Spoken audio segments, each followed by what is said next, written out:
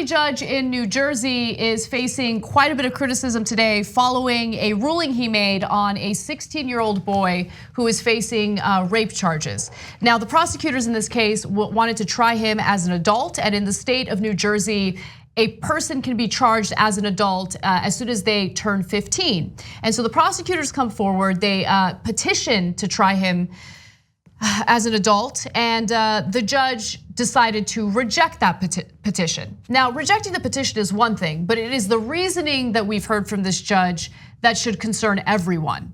Now, first I'm gonna detail what the boy allegedly did, and then I'll tell you what the judge said. According to the New York Times, the boy filmed himself penetrating the victim from behind, her torso exposed, her head hanging down, prosecutors said. He later shared the cell phone video among friends, investigators said, and sent a text that said, "When your first time having sex was rape." Now, it was rape because she was incredibly drunk.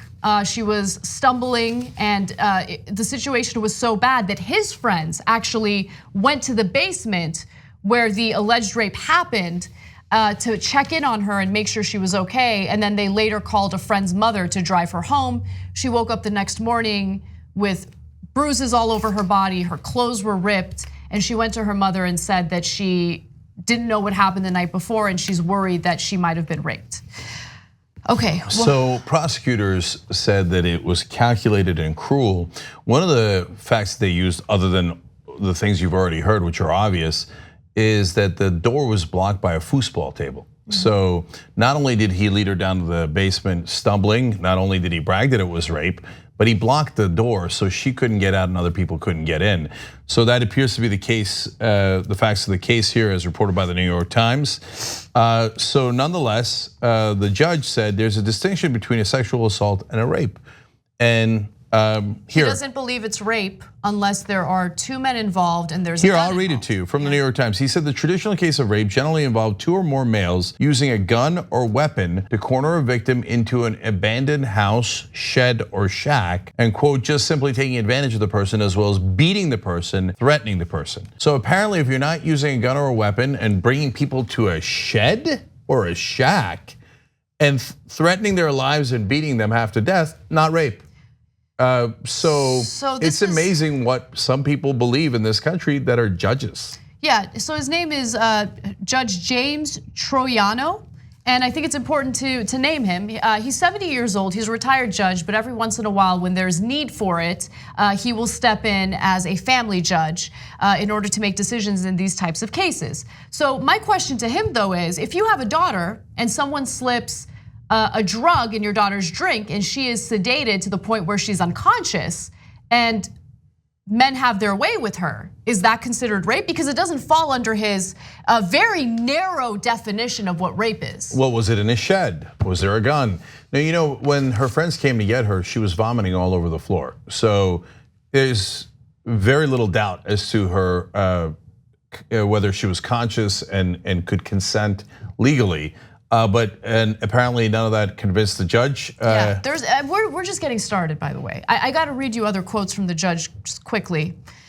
He seemed to be more sympathetic toward the perpetrator as opposed to the victim, referring to the perpetrator as a good boy, right? He is clearly a candidate for not just college, but probably for a good college. Oh, wow, yeah. Okay. Well, then what other daughters can he rape? I mean, if he's going to a good college. Let's go to graphic 4.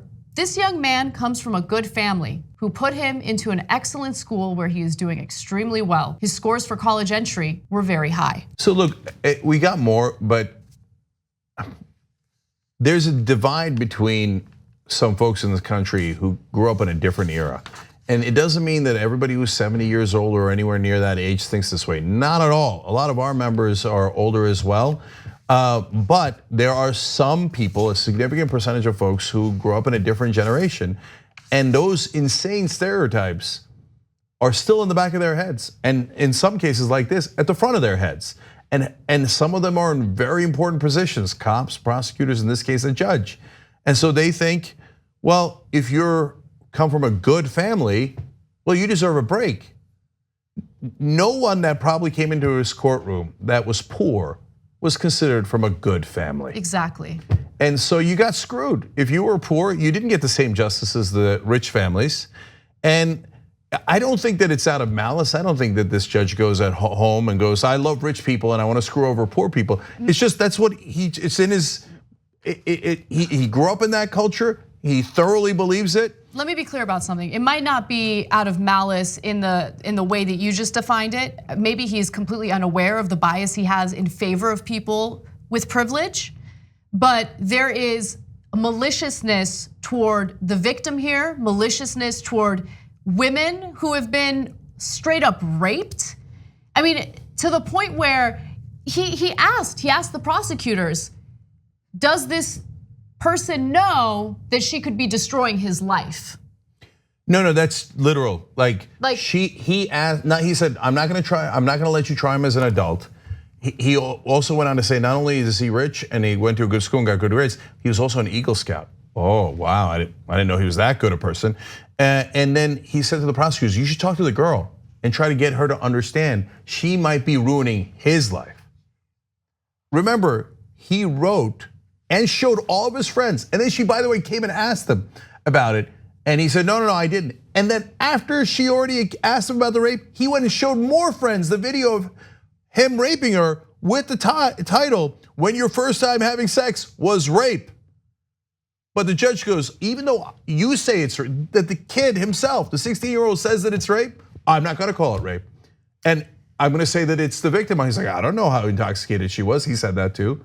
And so you should talk to the girl and convince him what a good Eagle Scout this guy is. It's disgusting. I do want to give the prosecutors some credit here. Yeah, and the whole system actually. Because they decided that they would not allow this judge to just get away with making this type of decision. In fact, they're calling him out. And they went to appeals court, and luckily the appeals court did clear the way for this case to move from a family court to a grand jury where he will be tried as an adult. And so I'm glad that they did that, right? Look, I think that there could be a debate about whether it makes sense to try minors as adults. I mean, adults are adults, minors are minors. I don't want to have that debate now, but I think that is a legitimate debate. But with that said, the fact that this judge is treating him as if he's the victim, he's treating the perpetrator as if he's the victim, it makes me incredibly happy to see that there are prosecutors who are willing to fight against this judge, even given that it appears the perpetrator comes from privilege and is deemed someone who shouldn't be prosecuted harshly under these circumstances. All right, and one more credit, and that is to the appeals court, who threw out this decision and said, no. And they said, no, we're gonna have a real hearing here. You're not allowed to block them from having this hearing about whether really he should be tried as an adult, because it didn't sound like you were a neutral party here as you were supposed to in making this decision. It sounded like you were even trying the case when in this case, you're just supposed to decide whether it goes to an adult court or not.